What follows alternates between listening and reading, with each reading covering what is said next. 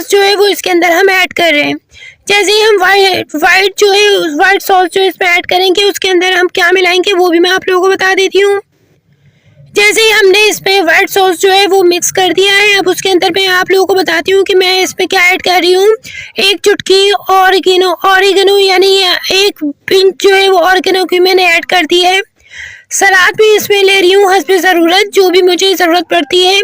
और ये शवरमा जो है वो अब जो है हल्की फ्लेम पर जो है वो शवरमे की जो बनी बनाई जो पैकेट्स आते हैं वो मैंने ले लिए थे। और इस तरीके से आपकी शवरमा प्लेट जो है वो तैयार है।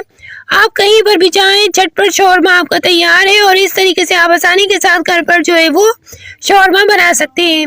वीडियो पसंद आई हो तो लाइक ज़रूर करिएगा, दूसरों के साथ शेयर ज़रूर करिएगा। चैनल पर पहली बार आए हैं तो जल्दी से सब्सक्राइब करके बेल आइकन को दबा लीजिए। मैं सस्ते और मज़ेदार खाने आप लोगों के लिए झटपट लेकर आती रहती हूँ। मिलती हूँ एक नई वीडियो में, जब तक